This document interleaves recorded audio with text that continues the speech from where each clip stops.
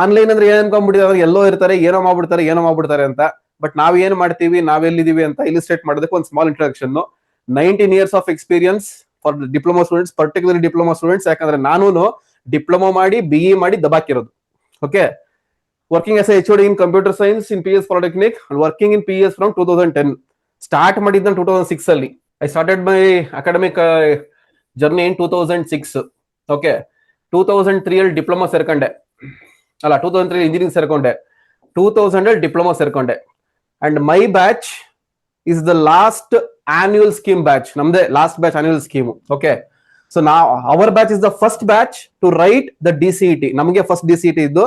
And I scored 128 rank in DCET 2003. ನಿಮ್ಗೆ DCET start ಆಗಿದ್ದೆ ಈ ಇಯರ್ ಇಂದ. ನಾವು ಬರೆದಿದ್ದು ಫಸ್ಟ್ ಬ್ಯಾಚ್. ಸೊ ರಫ್ಲಿ 32,000 ಜನ ಬರ್ದಿದ್ರು ಆ ಟೈಮಲ್ಲಿ. 32,000 ಜನ. I got 128 rank. ಬಟ್ ನನಗೆ ಈ ತರ ಗೈಡೆನ್ಸ್ ಕೊಡೋದಕ್ಕೆ ನನಗೆ ಯಾರು ಇರ್ಲಿಲ್ಲ ಆ ಟೈಮಲ್ಲಿ, ಎಲ್ಲೂ ಇರ್ಲಿಲ್ಲ.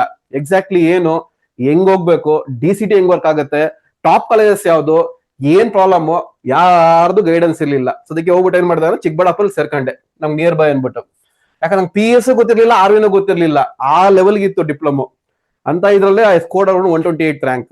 ಓಕೆ, ಸೊ ನಿಮಗೆ ನಾನಿದ್ದೀನಿ, ಕಂಪ್ಲೀಟ್ ಗೈಡೆನ್ಸ್ ಇದೀನಿ, ಎ ಕಂಪ್ಲೀಟ್ ಪ್ಯಾಕೇಜ್. ಅದನ್ನ ಹೇಳಿರೋದು ಇಲ್ಲಿ ಏನಿದೆ, India academic coaching is a complete package.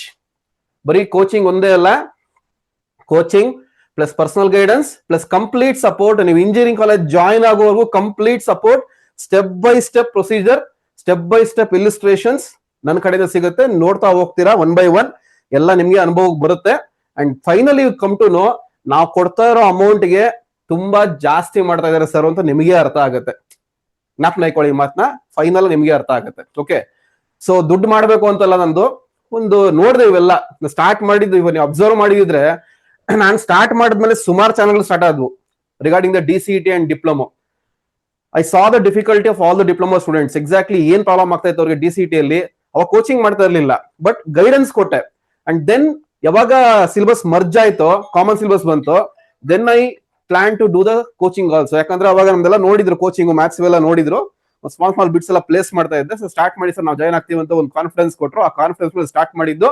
ಆ ಕಾನ್ಫಿಡೆನ್ಸ್ ಸ್ಟಾರ್ಟ್ ಮಾಡಿನೇ I got the result over the years. Okay, you tell me any academy in entire Karnataka or in entire India who got state first rank, second rank, fourth rank, sixth rank and ninth rank within the second year of coaching.